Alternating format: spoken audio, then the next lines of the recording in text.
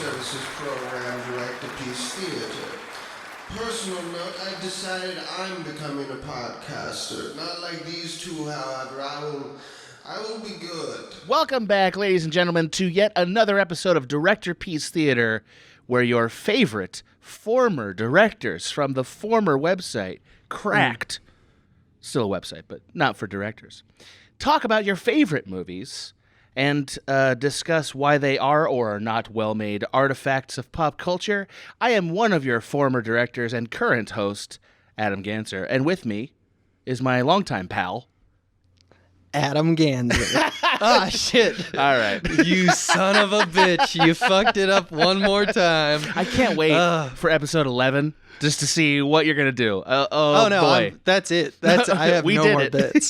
Yeah, there's no more bits. I'm Abe Epperson. Yeah, I'm you the are. other guy. Yeah. The handsome one. The likable Oh. one. Oh, well, Oh. I mean, I just speak facts. That's all I do. Okay. Too far. I like it. I pushed it too far.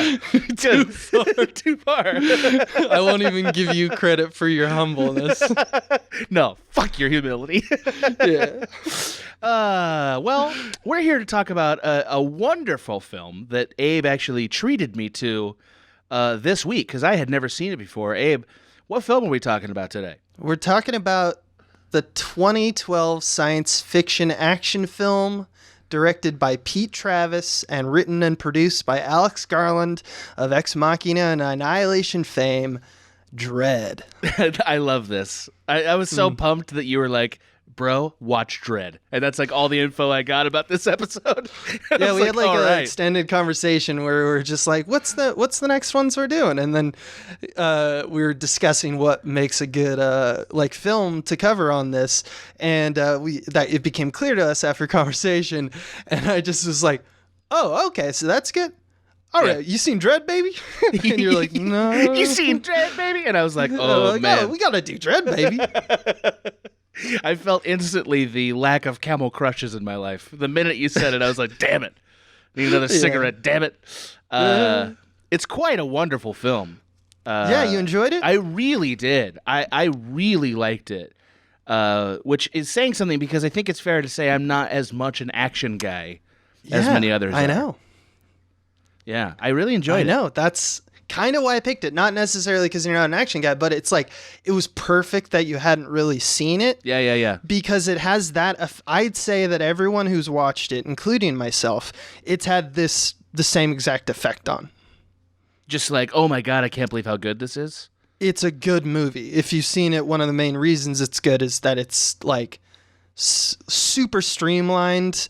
The arc of the film is that there's some very bad guys at the top of the tower. Right. Good guys fight the bad guys until they fight the big bad guys. End of movie. You know, it's like it's so like on wheels. You know, like it just rolls. It just rolls. It's one of the only movies I've watched where like it doesn't. It's like very formulaic in terms of like how it's made, and that's what's good about it. It's like it knows exactly what the formula is. It is paint by numbers in the best possible way. Like you just described the plot of Die Hard. You know? Yeah. And that's what this but is. You know? It's even more like we don't even have to see like him with Holly and like the plant and payoff of like the romance arc. There is a little bit in this film because Anderson is a psychic and we have some setup that it's like, well, she failed the judge test, but she's the best psychic we've ever seen by a huge margin. Therefore, she's an asset to the Force. You know, like there is that scene. But other than that, it's just literally two people walk in, two people walk out, you know? I mean, absolutely. I think the funniest thing about this movie in hindsight is that the very last question that the Dredd is asked is like, did she pass? Because she's doing like a training day, basically. Right, yeah, it's training day. And he says, I mean, well, spoilers. He says she passed, but like he could have said no. And I don't know if I would have felt worse about the movie. I think it would have been fine either way. Yeah, you just be like, that Dredd is a piece of shit. Or you just be like, Yeah, I guess that's like that's how it works. That's we how fall the in love Dredd with dreads. Olivia Thirlby and / Anderson, and like she's the protagonist. Yeah, he is the He's just truest judge. He's just this murder force. And it's great. It's fun for what it is. I think it's better than fun for what it is, because I think that's the best that all action movies can be. Exactly. Like, fun for what it is the ultimate compliment for an action movie. Mm-hmm. Because I mean, I can't think of one offhand, but I'm sure there is one. But very rarely does an action movie do like deep human drama. That really never really happens. So like, Nope. Yeah. By the way, Carl Urban should always have that helmet on. Oh yeah, he should just be a chin. He's just a trend with a sloping down scowl on his lips all the time. Boy, Marvel, he's crushing. I hope you're listening. Carl Urban, I know he's already in Thor, but put him in as Chin Man. Yeah. Right? Chin Man, that's a Marvel property. At least get that chin some work. You know what I mean? Maybe he can be a chin double. Ooh. And he kind of got that constant grimace that just charms the fuck out of you. Yeah, it really does. Like, it doesn't work on all the actors, but like De Niro's got it and Carl Urban's got it. Just that downturned, like, I'm not liking this. Yeah. Yeah, exactly. It's quite good. So I have an argument about it. I'm ready to hear it. And this is a little more atypical for Directorpiece Theater because I don't want to really go into, necessarily, like, what I find the most fascinating aspect of this film is like its nimbleness, kind of like how you mentioned. It was just like so simple. Its nimbleness and its approach. It's a well-crafted film. Watch it. But it doesn't like reinvent shots or have a particularly like rich bag of tricks that the director is employing. So that's not really what today's episode is about, where we're going like, look at what he did here, look at what they did there. It's fast, it's ultra violent, the writing's solid, and there's enough gunfights to make you go home happy, but it does some very smart things to make it streamlined, and that is kind of birthed, in my opinion, out of the producer mindset of how do we make this a viable movie. It does several things in order to do that, and this is kind of more of a producer piece episode, if it makes sense. Piece. My God. Yeah, I think it's important that a director is always thinking about all modes of production and all disciplines. And so sometimes the best part of a director's job is that they, cast an incredible cast or they have the right team behind it. And likewise, knowing and being self-aware of what your property is and what makes people sit down in the seats for this film in particular, knowledge of that is so supremely important, especially given like the mid-tier budget we're working with. So this one is more about, it's more about like how it knew what it was in the marketplace that it was coming out of. I love this. And exactly why it had to do that in order to succeed, because even though, and I'll go into it a little bit more, it wasn't a runaway success in terms of box office. It's kind of an anomaly at the time and still kind of is, because it's definitely made its money back. And it's, if you look at the ratio of like percentage of money back, the home video stuff like that, the whole idea of it being a cult film, it's done very well. That's something that we shouldn't ignore given the change of the guard in terms of how distribution works. So that's kind of what I wanted to talk about in a chestnut. I love this because the sad fact is, as filmmakers, you really don't get to be like an artist on an island. Like you and I were never able to be, for instance, David Lynch at Cracked. Right. That wasn't possible. There was always a measure of trying to figure out, is this worth investing the energy in, and like can this video or can this production justify financially the investment of time and energy, right? Like, so I hope you don't mind me educating the audience a little bit, but like, go ahead. For instance, one of our biggest sketches was that sketch Mundane Action Heroes, which we called on YouTube, what action heroes do on their weekends, I think, or on their days off or something like that. That's what we titled it. And if you remember, that was written by Daniel O'Brien in like 2011. Like, it was written really early, and it took 3 or 4 years to justify making it because it was so expensive that we weren't certain that we would get enough clicks to justify doing it. So, like, even at an internet video level, and this is a conversation that Dan and I had and that Jack and I had many, many times. I had it with Oren, too, as I recall. Everybody wanted to make it. It just was like, how is it going to make its money back? And it was a legitimate conversation that prevented that video from existing for 4 years. So, like, you can imagine how much more complex these conversations get when it's a big budget thing like Dredd. And by big budget, I'm putting that in air quotes. So, like, for the audience, just know there's no such thing as a filmmaker who isn't having these conversations unless you're David Lynch or somebody like that. Right? He doesn't have to worry about that. Would you say that's a fair characterization? I'd say that's it. Like, that is exactly the parallel that deals with, like, the overhead of the film industry. That's how studios make their money, you know, and it's how they hedge bets, and it's how they make decisions on what's greenlit and what isn't greenlit is based off what, like, the garbage in, garbage out kind of dynamic of the supply and demand of the market. 100%. And we were doing the same thing on our smaller budget, you know, like, comparatively our smaller budget projects in internet comedy, just like people do in the Marvel game when they're spending $250 million. I mean, you know? yeah, the Marvel game is like a real game of 4D chess ultimately, right? Yeah, like because it's they not have to just be. the movies; it's all the merchandising and it's the franchising. Yeah, it's this vertically integrated beast. Words that just make you sigh with exhaustion if you're a movie consumer. You know, that's how it works. But it's a business. And those are the people hold the keys to the kingdom, so to speak. 100%. Do you mind if I ask you one other question before you embark on this? So you didn't mention the movie The Raid Redemption. Do you feel like The Raid Redemption, which came out around the same time, right? 2011? Yeah, 2011.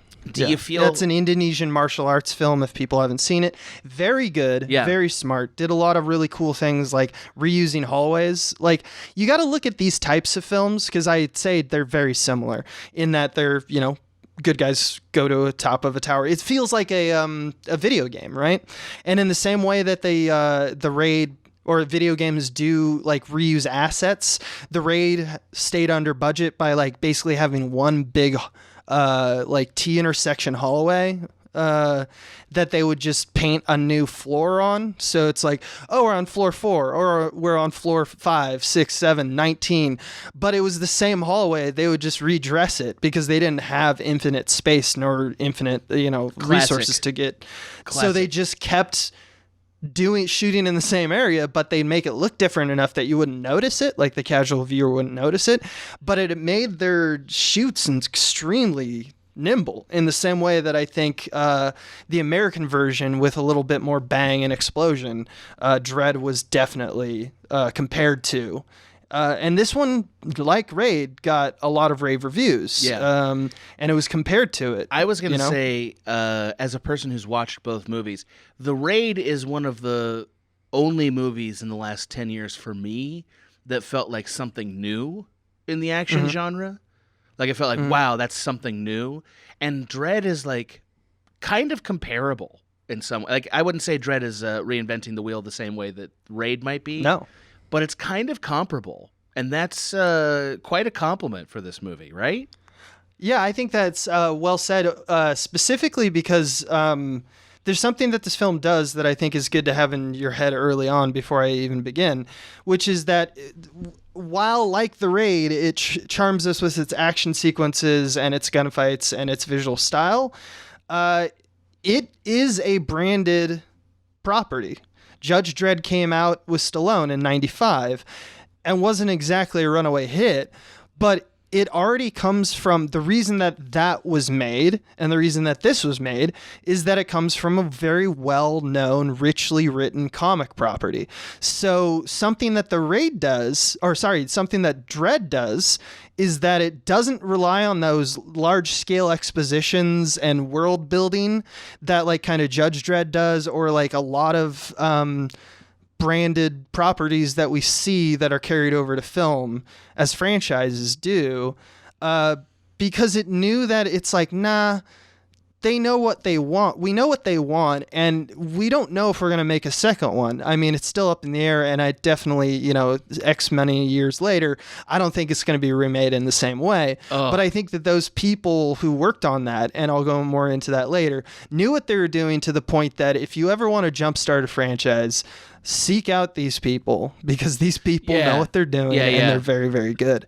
And they know what the pitfalls are, and like in the Raid, they know how to streamline it to such an extent where the Raid didn't have a branded icon to kind of like pull from. So this is kind of like the American version of the Raid to me. Sure. Because it's all of the Americanness come back in, like, well, we need some stars. Well, we need some, like in Indonesia, they don't have these problems because it's just like, let's just get the film made. They also... Here it's like, what do we do? Do we talk about like all of the mega cities and all? No, they just throw it all into one, like 1 minute long monologue at the beginning that just gets the narration out of the way, and then you're just off to the races.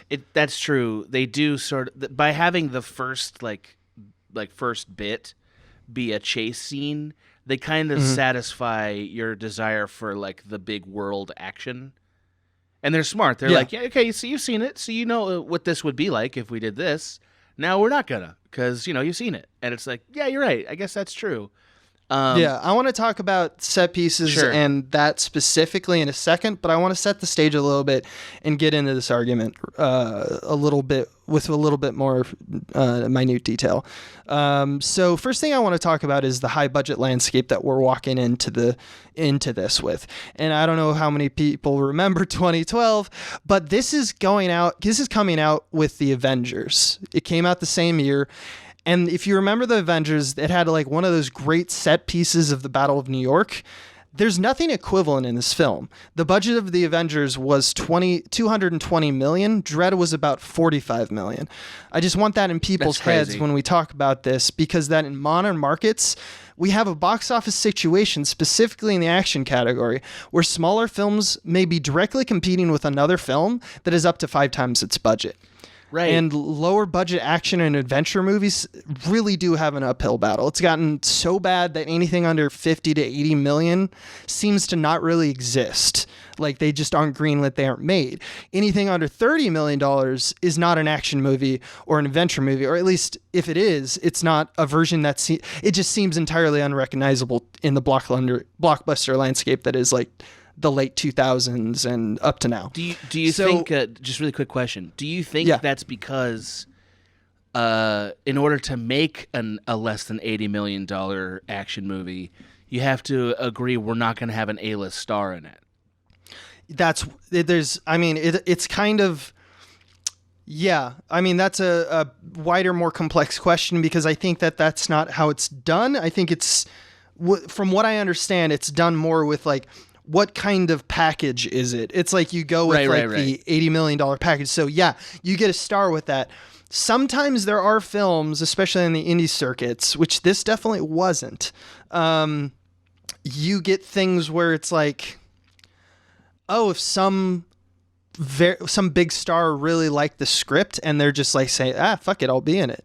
Then it like changes how the film can be made. And then you realize, well, then that allows us to get actually a few more $1 million, because now investors are coming in, because now there's emphasis behind this now. So now it's like, even though the script is good, we can really make it a bigger picture. And then they kind of go back and writers think about like, well, maybe this isn't this location. Maybe it's this location. Things that they didn't see before, That's interesting. It comes with the territory of having like an A-list star, which this has none of. Right. But Karl Urban isn't not a recognizable face. Well, but then they take away his recognizable face. They do. That's one of the reasons it's awesome. I think one of the reasons that Karl Urban, they dread his face right off, Abe. Yeah, he's just a chin. He's Chin Man, and it's. This is the star of Pathfinder, you know? You don't take his face away. No, Karl Urban is like, he's done some good stuff, and he's always played like a side character. But this made us realize, and he was in 2005's Doom as well. Right. Like he was all over this market around this time. Was he in Star Trek? Was Star Trek out? Yeah, this time? he's Bones. Yeah, Right. But Yeah. So Star Trek, and then also at this point, Lena Headey has been in Game of Thrones for a year, right? Oh yeah. But probably not a big star at that point. Pretty big. Okay. Pretty big. Yeah, because I was surprised she was in this movie a little bit. Not in a bad way, but just like, wow, right. They got Lena Headey? She kills it though, right? Well, she always fucking kills it. That's like all she does. Mm-hmm. She's a fantastic actor. I do think that's like some of the secret sauce of like a movie as good as Dredd is like a little bit like we cast somebody who we shouldn't have gotten a hold of, but we did. You know what I mean? Like that's part of the success story here. Because again, and I think sorry, I don't know. Alex Garland's script is very, very good. 100%. I will never take a single thing away from the directing or writing of this. I think they're both quite good. But for it to be a hit, like a legit hit, again, it's going against Marvel, like you said. And Marvel's got Robert Downey Jr. You know what I mean? Like, and that's worth whatever amount of money they're paying him because he's fantastic in it, right? They don't have the option for that, but they did catch Lena Headey on the way up, and they did catch Carl Urban's chin in its prime. So I guess there's that to And there's a few other, Olivia Thirlby was like kind of in indie screen darling. You have Avon Barksdale is in it. Oh, that's right. I love that. Yeah, I forget his name. It's Wood something. I forgot. Yeah, I forget. Yeah, he's just a thug basically. That is kind of psychopath that. Olivia Thirlby just dunks on with her psychic powers, and it's awesome. But that's neither here nor there. The big picture is small pictures have had more writing against them than ever before. The Disney whales have eaten up most of the modes of distribution, and it's gotten to the point that it seems like there needs to be a checklist of a necessary like 3 things or 3 avenues to success. And those are, in my opinion, 1, marketability of the property. In other words, the branding and the stars that we were just talking about. 2, the marketable uniqueness of the film, i.e. a narrative or stylized trick that can be sold on, usually by visual merit. Like we see that a lot more often in horror movies. Like, I don't know if you remember, there was like a horror movie that was like it was like a short film that was posted on Reddit, and then someone found it and it came out to become a film called Lights Out, I believe. Oh, yeah. Which was just a visual trick that was very terrifying, where someone turns on a light and they can see a shadow and turns it back on and there's nothing there kind of thing. So sometimes something that can be put into a trailer that's very, very cool can usually sell this. This one did have something like that. It had the slow-mo aspect where there's a lot of beautiful cinematography and like color correction and just like it's very cool. The slow-mo was really great and upped the production value of the movie. Exactly. And it was not necessary. It could just be any drug, but they chose to go that way, and that's something. And then the third thing I would say is the main thing that I think this made this thing work is that it became charming in the amount that it did this, which is leaning into the leanness of the production scale, which is we're only making it for $45 million. About 10 to 20% of that is already eaten up by stars just being there. How do we actually put this in front of camera? And it's just like, okay, let's just shoot it all in one building. Let's make a, script. Let's get the script to be on rails. Let's figure this out. And that's the part that I think is really nuanced and specific to the success of Dredd. So ultimately, what you're really arguing for here is that like the limitations of the budget on this movie made a team ultimately perform their creative excellence. Right, yes. like because they were limited, they got more creative and therefore made a better movie. So a note on that, and for people who've seen this, I'll go through it pretty quickly. But people who haven't seen it, in a second, I'll talk about the numbers and what this means. But real quickly, here's the set pieces of Dredd, and the reason I pointed these out is that is what takes up your money, right? For the most part. So here's the action sequences. So the first one is, as you mentioned, Dredd chases some perps in his motorcycle, flips their car, a gunfight ensues. Truly great. Dredd follows the last of them into a residential towers and kills them. I'd say that's a pretty big tier. Yeah. I mean, that takes up about 8 to 9 minutes. Yeah. The second one is what we call level 39 in the movie, which is just like the floor that they're at. And he infiltrates a slow-mo den, and we have a sequence where it's like they just blow people's faces off. That's also pretty big. It takes a good 5 minutes, and it's there's a lot of special effects in that and stuff like that. They're not great, but there's definitely a lot of them. The third sequence is Mama's first like team is sent over to kill the judges. It's over pretty quickly, so I'm going to call that like a smaller category. And don't worry, I'm counting this, so you don't have to count. Thank God. The fourth one is the machine gun turret sequence, probably one of the more famous in this film, which is real big, where they just shoot out a side of the fucking tower. I would say that's like ultimately the biggest thing. That's probably the biggest money suck, honestly, because it's extended. A lot of shit went into it. There's a short, small sequence of shooting that happens when Anderson loses her gun. I wouldn't even call that an action fight, but it does take a little bit of production value to pull that off. The fire rainstorm is like, so after Anderson's taken, Dredd comes back and he just rains fire upon a whole cluster of people. I'd say that's fairly big. The reunification of the judges, because then we have the subplot where the judges who are in on it arrive because judges. Mama's got them under. Yeah. And that's pretty smallish, the reunification, but it's over pretty quickly, and it's not a lot of flash. It's a lot of like people just huddling in corners and then popping out and shooting, but it's a new space. Yeah. It's, there's some extras, stuff like that. The eighth one is the slow-mo lab battle, which is like probably the second biggest next to the machine gun turret sequence, where it's the Dredd fights the final judge and basically they explode the whole area. And then the final beat of the fight sequences is Mama's the approach to Mama and the very short battle that ensues, because they've taken out all of her lieutenants, so it's basically just Judge Dredd comes up and just throws her out a window.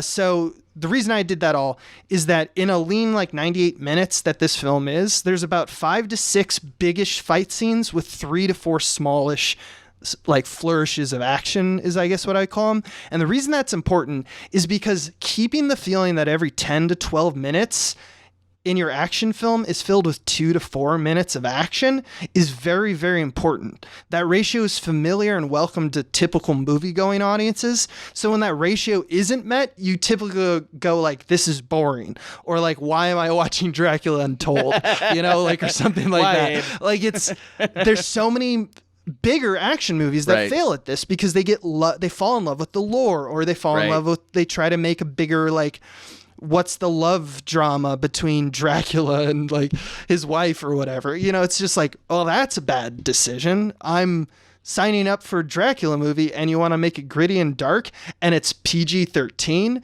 But more on that later. This is very, very much so an R-rated film, which is one of the reasons that they went for the ultra-violence. Oh, yeah. Absolutely. Yeah. So just briefly on all this action, I feel like you did a great job of isolating what the action set pieces are. Mm-hmm. But the other thing is, this movie cooks at a slightly higher simmer than most movies do, because they never really stop fighting. They never one really of the other things. Fighting. Yeah, exactly. Because when you think about it, if every 10 to 12 minutes, if every 11 minutes you have 3 minutes of action, that 3 minutes of action is also cut up with 30 seconds of dialogue here. So that kind of balloons up. And before you know it, you're reaching transition phases in what we call the boring part of that 10 minutes or 11 minutes. Really, it's every, few minutes you get a gunshot. Okay, yeah, that was 10 minutes or 15 minutes there where they didn't shoot anybody. But then there's a huge section for 5 minutes. It just really makes you feel like you're always in the Dredd. You're not in a different movie. You're totally dreaded. Every time. Yeah, you're ultra Dredd. Yeah. I agree with that. Yeah. The last thing I want to say, and then I'll cede the mic back to you. So there's a point, it was the judge fight, which by the way is another great movie title for this movie. Just judge fight. Judge fight. Yeah. By the way, one of the the king of the judges. Yeah. Her name is Chief Judge. I love it. Of course. Why not? Which is just great Why because not? we've had a sketch that we wanted to make for everyone for like that crack that we never actually made called Chief Squad. Yeah, Chief Squad. Which is like put down your badge and gun, and it's an entire police department full of chiefs. God, I love that. And it just sketch. feels like when you're all judges, it kind of, and one of you is named Dredd. Like, Right. There's no, you can't take this. How do you take it seriously? I don't Because know. it's asking itself to be so I don't know. serious. You got to change your name to something even worse It's than that. hilarious. Yeah, It's Chief Dredd or Chief Judge. Judge Annihilation or some shit. Yeah, exactly. So, just briefly though, during the judge fight portion is when the movie starts to sneak in what I would call action that's more interesting because of the drama and less interesting because of the action set piece, which every action movie must do. Every action movie at the like, especially when we get toward the third act, must ultimately move away from just giving you set piece action and give you action that's meaningful because of drama. And are you talking about like mostly Thurlby / Anderson's arc? yeah, you're right. And I think that does a really effective job because like the whole idea of entering her mind space, because he's a sociopath, he's like, I'm going to shock you. And I'm going to like, I'm going to put in your head, like, because you reading my thoughts, you sucking my dick. And she's like, nah, son, you don't understand what a psychic is. Right. I'm going to destroy you. And then he like pisses himself. that was super chill. Yeah. But also just the fact that, and it's like a thing you hadn't considered, but it's so obvious in hindsight, the fact that, we could also just bring other judges who are bribed to fight Judge Dredd. Because, like, we don't need to see what they're doing or Yeah. how they got involved. We just need to know that they're corrupt, and that can come out during the fight. And it adds, not only is it like, it meets the bigger, badder boss fight thing, but also it means something emotionally in this film, which is like, oh my God, look how corrupt this team is, and that's very satisfying. And this movie did a really nice, smooth job of that, I would argue. It also justifies his decision for later because Judge Dredd is like basically a very principled, he's all about justice, right? So he's so Hard principled justice. and so controlled that he's going to be the one of like at the top of the movie when he talks to about Anderson, he's like, but she failed. And if you get a fail, you're not a judge. Right. So what are we doing here? And then he realizes that not all judges are good. Like, because it's a very solitary experience. Maybe he had an inkling of it before, but he has proof literally in his hands from like killing all of these 4 corrupt judges that he's like, you know what? Anderson's better than any of those guys, and they passed. So what is a pass, really? So it like kind of opens up the resolution as well. Right. It's almost like instead of being efficient or capable as being the only criteria for a person to be a judge, it's almost like he's like, hey, what about the character of the person? Yeah. You know what I mean? Which like, Exactly. hey, that should matter. And this was a pretty good version of that. Yeah. Good movie. Yeah, good movie. Good movie. I want to jump into... So Judge Dredd was made in 95, and I want to talk about, like, give you, everyone listening, a crash course in the economics of from Judge Dredd to Dredd, about what the marketplace and why films were chosen, especially in this in these budget ranges, and what that means. So it's been called that 95 to like 2005 was called like the golden era of mainline distribution of cinemas. Ooh. Because we had the birth and the advent of the DVD and Blu-ray, and it created a huge form of ad revenue that was previously really not existent with VHSs, especially because it was a renting culture that just didn't exist until this era. And that's huge because I'll go into why. So to understand the anomaly Dredd, we must kind of go back to there. The historical studio business, if you put all the studios together, run at about 10% profit margin. For every $1 billion in revenue, they make about $100 million in profits. And the DVD business represented about 50% of those profits. And that's what happened from 95 to 2005. That's crazy. Now, that's a crazy in number. 2005 or 6 to 2012, which is about when this film was made, we have what a lot of studios called the Great Contraction, and a lot of things went into that.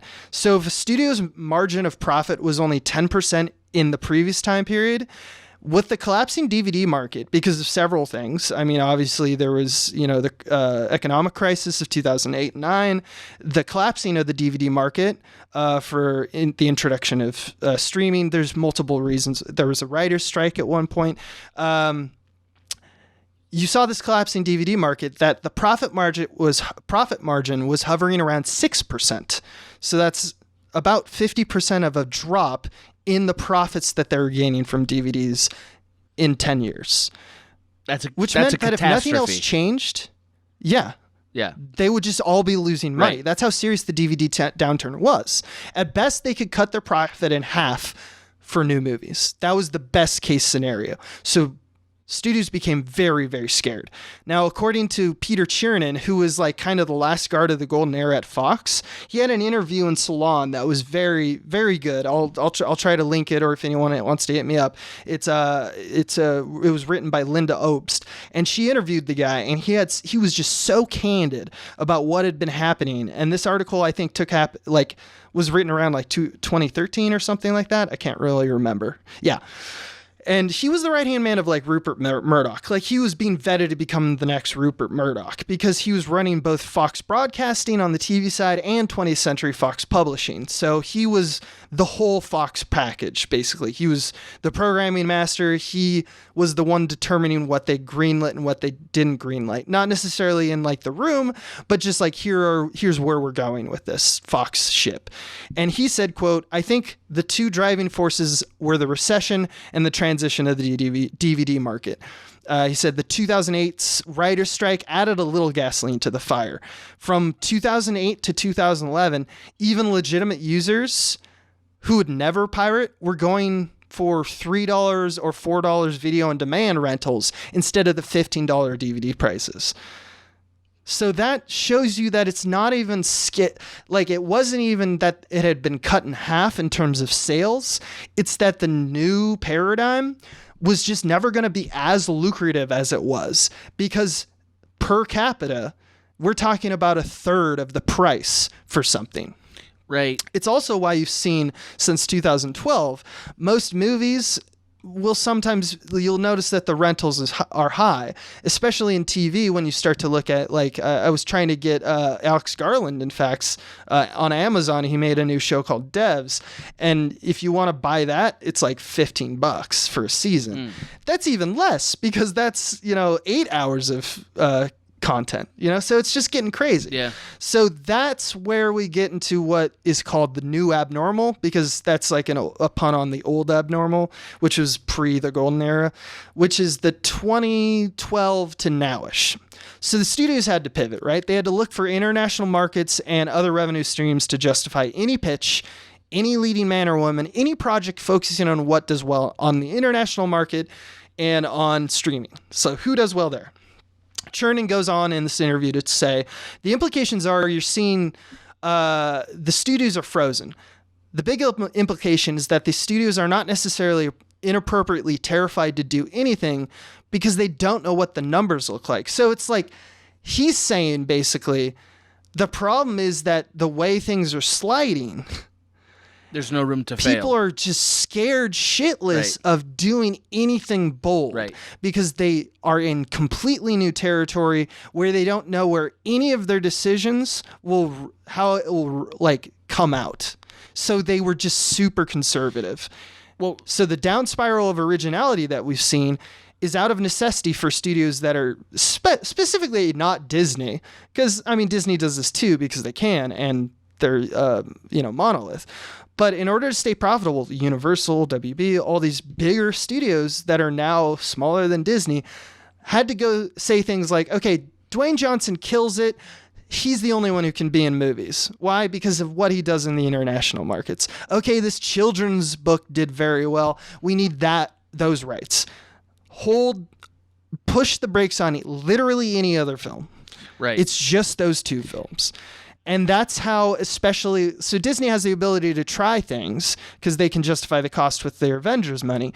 But when you go to Universal and such, that's why they that's why they had to change everything. They don't make movies that are $100 million anymore, really. And when they do make movies, they hedge their bets with things like $30 million Neighbors or a comedy or something like that. They hedge their bets in the things that they want to try because they aren't soulless. They want to stay creative and they want to try things. They just can't try it with things like action adventure. And that's where we get into kind of R-rated and what having an R-rated movie actually means in this landscape. So this is now coming from the MPAA and what they have to say. And this is from a Vox article. After rating nearly 30,000 films in 50 years, about 17,000 films have been rated R since it was instituted in 1968. That means over half of movies released in the past 50 years were rated R. Now, there's a whole bunch of other things that are less relevant, but if you want to know the numbers, about 5.5K have been rated PG, or in early versions of the system, GP or M.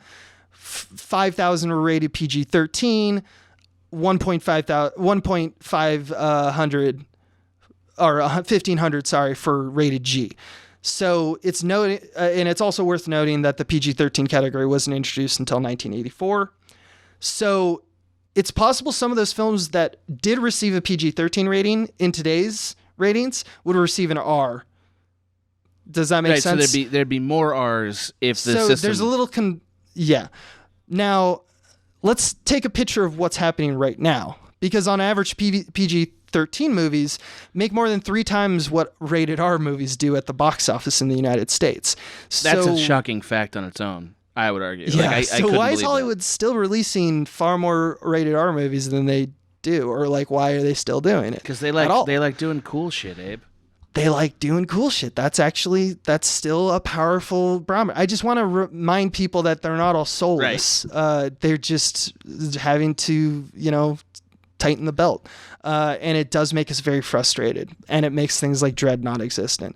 In 2013, PG-13 rated films accounted for 52% of the overall box office gross. That's insane. Yeah, I can't believe that. Because rated R was 27%. PG was 16%. And G was 3%. Well, yeah. There's like one G movie a year. Yeah. None of the years, and they do gangbusters, by the way. Right, of course. But that's a whole nother thing. None of the years top 10, this is 13, were rated, and the reason I chose 13 is because that's 1 year after Dredd. Yeah. None of the years top 10's movies were rated R.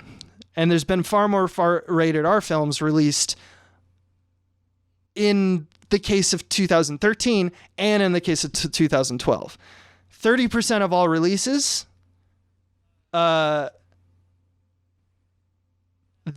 is 30, it is 30% of all releases, right. In other words, right. Were rated R. So 50 to 30. Okay. In the span of less than 10 years. That's crazy. So why? The short answer is that you make your movie with its intended audience in mind. That's what the studios know to do. So if it's not a 4-quadrant idea, don't force it to be one. The studios are still trying to mine streaming revenue. So that's why there's a lot of rated R. They typically do better. Streaming wise does better on rated R's do better. But they typically one-offs. They're not typically franchises, which is where the money is. It's interesting that you're saying all this because if you really think about it, it's the opposite of how everyone thinks the studio makes decisions. Like everyone thinks the studio makes decisions based on look, it's got to appeal to the most people. It's got that's got to be 4 quadrants, or we're not making this picture. And what you're saying is no. Own the quadrant you're in, and really own that space, and that's a better recipe for success according to Hollywood. Yeah, exactly. And then it's just that the number of movies being made, not overall, because there's more studios. The overall movies being made per studio is down. Yeah, because they can't take a risk. That's what changes. Right. It. And it makes a lot of sense because it's why like if you were going to make a Ted sequel, which is something that they had to deal with this time, they had to. Why would they want to force it to be PG-13? Their audience would fucking hate it. So this is another thing up against movies like Dredd, right? I mean, it's a PG-13. Yeah, because you don't want the PG-13 Dredd sequel. That's not the vibe of this movie. And we've seen time and time again, Dracula Untold. Boy, you're really taking shots at Dracula. It does not work. I just watched it recently, and it reminded me. And you're very angry. So I actually had this idea like 6 years ago to talk about, and this is when this podcast should have come out. But I wasn't doing that, and I just put it away and put it in my head. You were like, one day I'll talk about the economics of Dredd, and you'll all listen to me. So that's actually just the economics of what's going on. Yeah. Let's talk about the economics of the Dredd budget and how it made money. Box office wise, Dredd earned $27.6 million from markets outside of North America and $13.4 million from North America. That's not so good. In other words, that's $41 million, which is about 90% or so of its budget. Right. So that's not good. Right. That is considered subpar. If you don't make your money back, you are a failure. I mean, remember the 10% thing? Of course, but you can, I remember very distinctly when this movie came out in theaters being like, a Judge Dredd sequel, fuck that. Yep. Not any interest in it. I've missed out on 8 years of pleasure, obviously, so. Mm-hmm. Yes, what a you fool have. I was. But now you're here, and we all get to be in the Dredd team, Team Dredd. Here's the thing, and here's the crux of my argument, is that when you look at the numbers, Dredd has done extremely well for a $40 million movie, comparatively, because you can't compare the movies of the Avengers and the afterlife of the Avengers and like the domestic markets and the international markets for video sales. You can't compare it. You just can't, because they got the hugest scaffolding to yell across the entire globe, look at my movie. It's like Dredd is just like, hey guys, if you want to check out my movie, that'd be cool. It's like, no, it's not. No one's going to buy your fucking movie. Well, everybody, we have to compare it to other $40 million right, movies. and everybody has to remember, like, all these budgets that you see don't include advertising budgets. Mm-hmm. Like Dredd's advertising budget's not going to be $40 million, whereas like Avengers might be. It might be even more than that, and those numbers never get quoted outside the studio. So, yep. And that's a huge determining factor. And so here's where it goes crazy. Ready. So it got in the first few years, and I don't even think it's been updated on there's like a website called by the numbers or thenumbers.org or something like that like gives you all the numbers. And it's about the movie industry. And it made, in its first few years, 50% of its box office revenue in DVD and Blu-ray sales, baby. Woo! Remember that 50% number? What does that remind you of? It reminds you of a metric of a bygone era, the golden era. Yeah. Nobody does this anymore. No one can do this anymore. Not with things like DVD sales and streaming happening. So its total estimated domestic video sales, to put that in a number, is 21.5. It did half of what it did its box office globally on just DVD Blu-ray sales. So I don't know about you. 50% is a great barometer for this being an intensely cult film. Yeah. In fact, for a short while, I looked it up. In January of 2013, when it came out on DVD and Blu-ray, Dredd topped all Blu-ray, DVD, and digital download sales for a short time as an release. Oh. Word of mouth and reviews had survived past its very, very short theatrical run and outcompeted things like Taken 2 and End of the Watch. Damn. Which were immediately in its category as action or adventure films. Yeah. Now, it wasn't a stellar month, so some people might look at that and much didn't come out at that. And that is true. In terms of home entertainment releases, it wasn't a great month.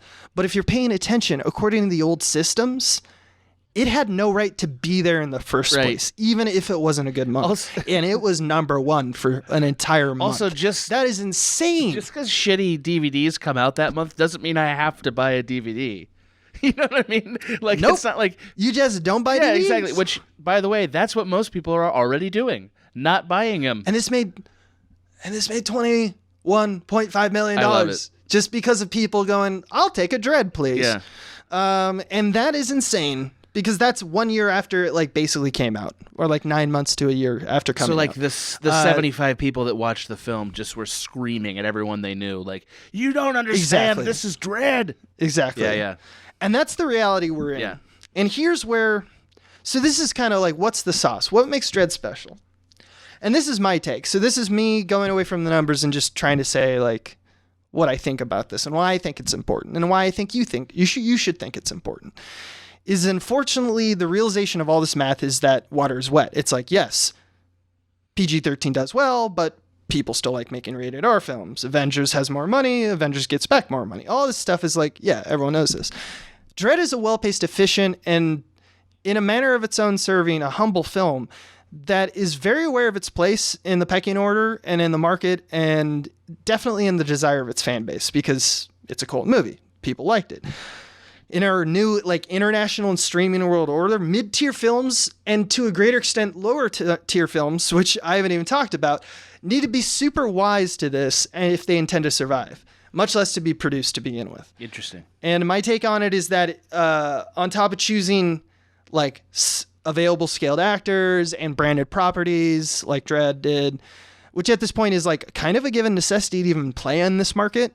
Like you kind of need to be like something like a Harry Potter. What's the new one? It's like Artemis Fowl or whatever is coming out. Like everything is just like, I don't know, it was a book that did well. Yeah, All right, yeah. cool. Then let's throw a PG or G on it and let's put a Josh Gad in Right. it and let's go. Right. You know, it's just like that's how these things are being designed, right? Yes. It's true. So- That's sad but true. So Dredd's success comes from a small but effective bag of tricks in terms of the filmmaking, including like the stylization and the lean, efficient manners that we're talking about, and often the set pieces of violence that give their audience what they signed up for, what they wanted. But its efficiency is something to be of, and it's a lesson to be mimicked. It exists in a massively comic property where traditionally the allure of like immersing its audience in heavy exposition and world building out of hope of its future sequels is like what they pay a lot of attention to and put in the movie, and it just doesn't work. Yeah. And this movie avoids that at all costs. They go out of their way to avoid it, in fact, and look at what it did.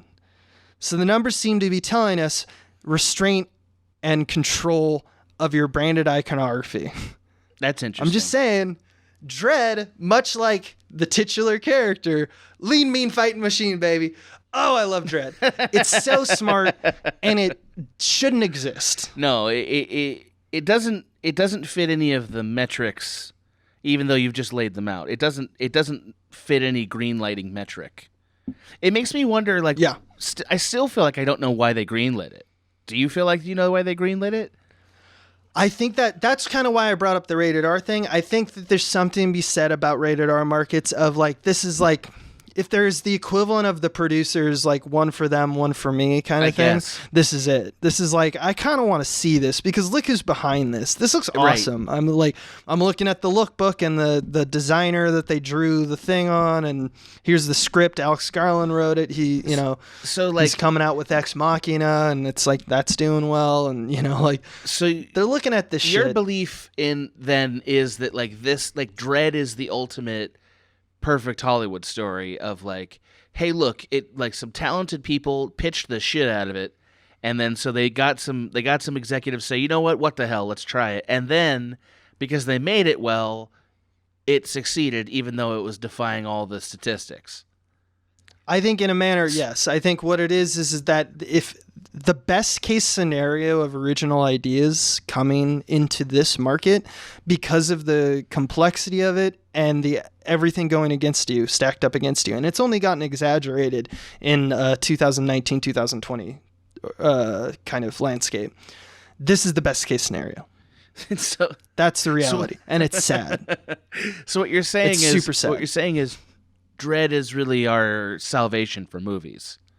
That's what you're I'm saying that if you ever want to get out of like to quell like Disney Dredd, like the dread of Disney, yeah. taking over everything, Yeah. you gotta go watch some Dredd.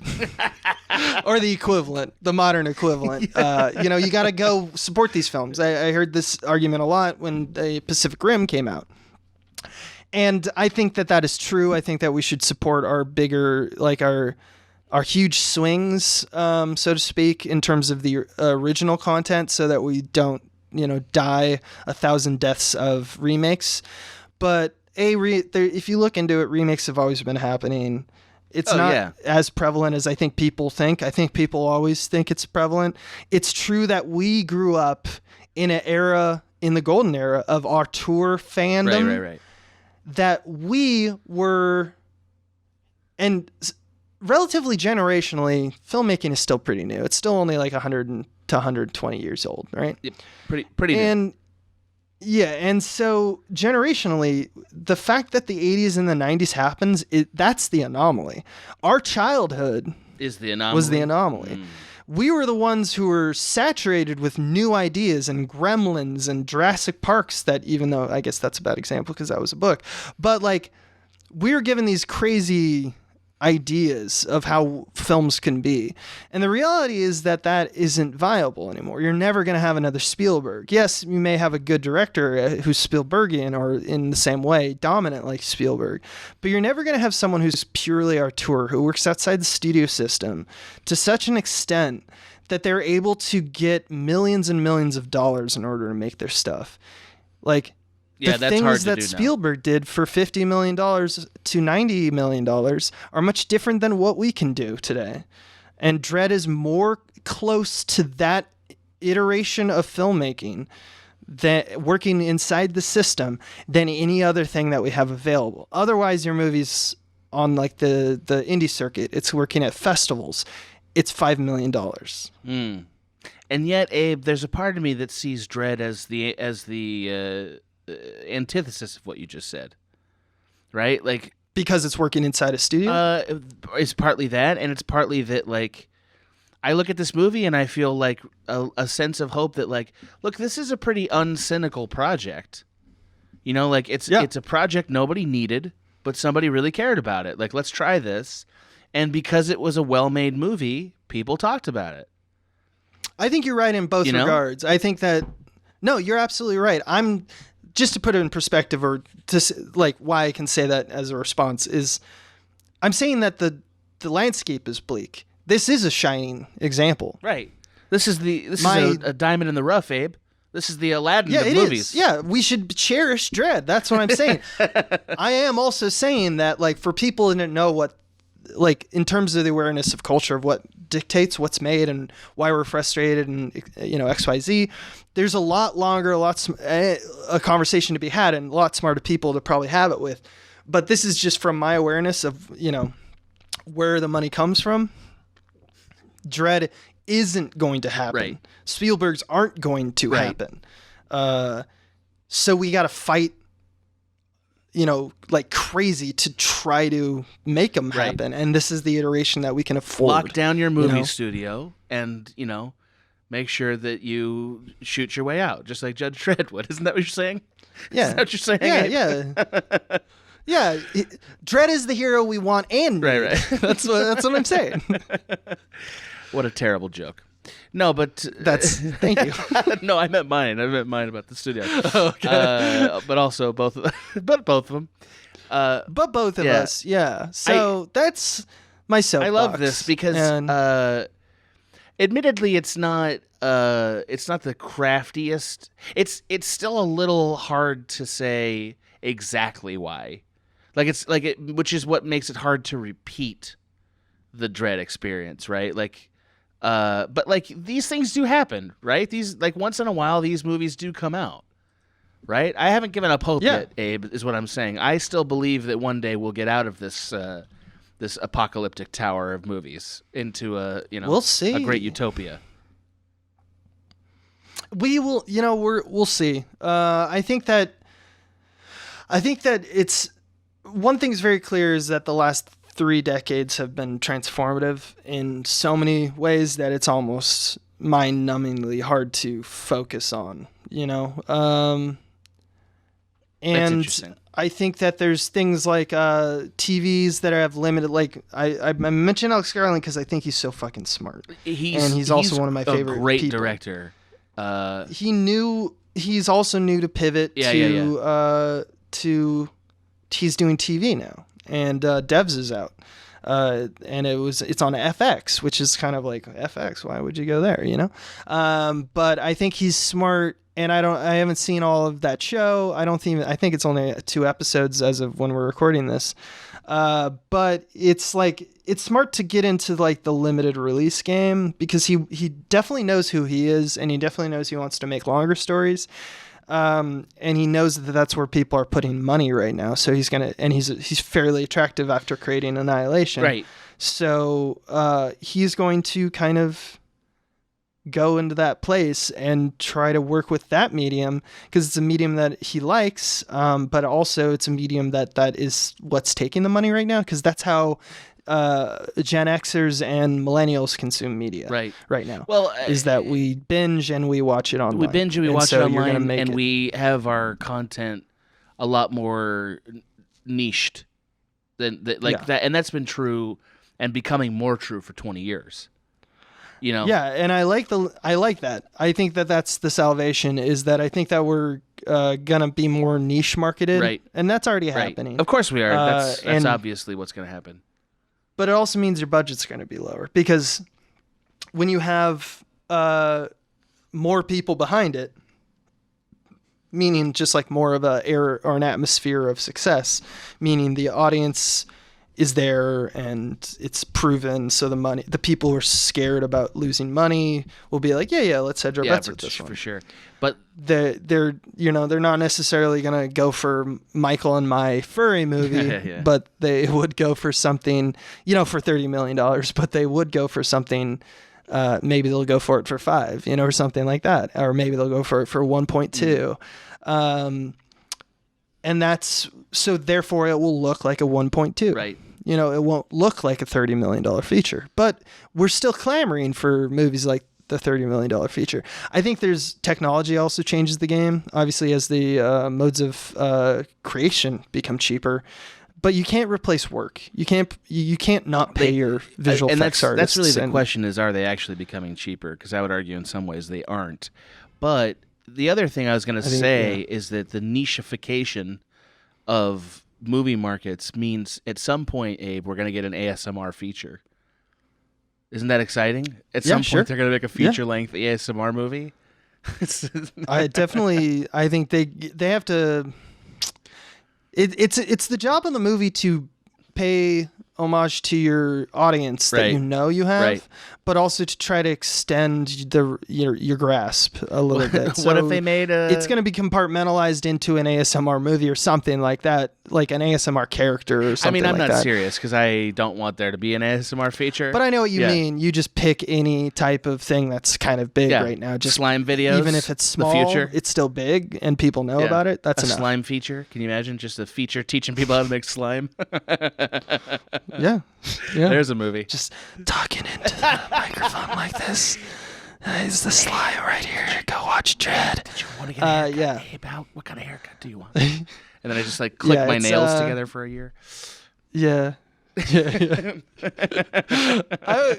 have an ASMR sketch back in the day? We certainly made a lot of jokes about it. I don't know if we ever really. Yeah, I thought we made jokes about the police department kept breaking in or something like that. Hey, what are you doing? It's a bunch of chiefs here. I think it was Chief ASMR Squad. Wee. Yeah, it's just ASMR Chief Squad. I think was the idea we ultimately did. Yeah, exactly. That's the ticket. That's the niche that we need. More police chiefs. That's gonna make the kids laugh. What do the kids like? They like Lethal Weapon, and they like women talking really quiet in front of microphones. They like soft voiced, tingly spine stuff, Bundle it, put it in a picture, we sell it. We call it Dredd. Call Robert Downey Jr. Yeah. We can't get him? Call Carl Urban. We can't get him? Get Abe Epperson on the line. It's hard to put your mind around all the numbers, but it's very interesting to look at. I encourage anybody to, just kind of research the movies that they love that have come out in the last 5 years and see what the narrative was. And you can find it. There's a lot of good sources. Vox does a lot of good rundowns of fairly popular movies, like 3 or 4 years on the offset if they're a cult. Salon does a pretty good job of covering these kind of things. Obviously, Deadline is more about news, but they have some editorials. Surprisingly, and Tom's gonna love me for this, there was 1 or 2 articles that I found in my research coming from Collider that had a good kind of rendition of like the numbers and what it meant. And just kind of understanding that makes you realize when you have to punch your ticket when you're going to the theater, or you have to punch your ticket in terms of streaming or renting versus buying, and you love the film, prioritizing, because not everyone's made of money, prioritizing the ones that you think matter and knowing kind of where your money's supposed to go to. Obviously, most people are just going to be like, well, I'm just going to do what's easiest, and do that. Continue to do that. These things are going to be designed to make that easiest as possible for you. Ruin movies. In the interim, if you like Dredd and things like Dredd, and you don't want to see another Dracula Untold, there's some very clear things that you can do. And it's to, once you've seen it, once you know and you've kind of seen it in any capacity, to then also re-up and buy it, or to buy the Blu-ray or something like that. Own a physical copy, or jump from rent to buy after you've done it. I know it seems like a lot, but they're going to probably make it in the next few years a lot easier, where it's just like, oh, you're only paying $1 or $2 more from your rental to your purchase, and now you own the movie and stuff like that. I mean, it seems like obvious stuff, but like going out of your way and doing it, I think it's really important. And I think we should support people like this who are in these situations, because if you don't, you're not going to get these films. You're going to get the Disneyfication of everything. Yeah, so, buy a Blu-ray of a movie you like, otherwise Abe will never get to make his Dredd. And we want Abe Dredd. I'll never get to make Dredd. I want an Abe again. Dredd. That's what I want. I made it already. It's in my mind. But you can't see it. If you really want to see it, you'll buy a DVD. Until you join, until my mind is a part of the internet. So that's kind of, that's it. Okay. That's my episode. What a delightful pitch / set of facts. Yeah, it's not typical, but it's just something I was like, I want to talk about Dredd, so that's what we're doing. And the fact that you hadn't seen it, I was like, well, this is happening. I love it. I love that you did Producerpiece, by the way. I also love that it was you that did it, because you're a lot less inclined as a producer than I am. Isn't that fair to say? Yeah, I mean, in terms of when we went to classes, you went into all your friends were like producers and like cool like producers, and I was off with like the editors and the cinematographers. With your hat backwards, smoking cigarettes. Equivalent. Yeah, I remember. Yes, being like, I'll never be anything. I hate my dad. And you were like, all right, time. Meanwhile, I woke up in a suit to get into Harvard. I don't know why you're already an MFA at USC, but in my analogy, you're still trying to get into Harvard. I don't know. I can't wait till I get a real master's from Harvard. Yeah. Well, it's, man, filmmaking is wild. It really man. is. It really is. That's true. Yeah. Well, thank you so much for sharing your theory with us, Abe. Well, I'm looking forward to next episode, which is going to be an Adam episode. It is. So I won't have to do as much talking. I can just sit here and go like, "Hody home." You can sit here and pop all my balloons like the mischievous scamp you are. Yeah. The funny thing is, we're gonna the mystique is gonna remove. We're gonna record it right now, but it's gonna come out a month later. I'm just gonna pop a bunch of Ambien right now, so I'll see you guys later. I have 2 Starbucks large coffees going right down the gullet right now.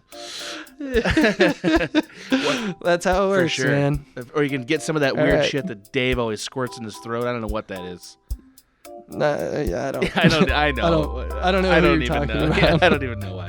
But yeah, that one's gonna be about Ferris Bueller. Can you believe that? Ooh, Ferris Bueller. I can't wait. I know. Well, farewell, Bean Marinos. Farewell. Thank you once again for joining us for Directorpiece Theater. This has been a Small Beans endeavor. We're a bunch of pals who make podcasts, sketches, music, web series, and movies. The beans always have new ideas percolating, so make sure to check us out at patreon.com/smallbeans.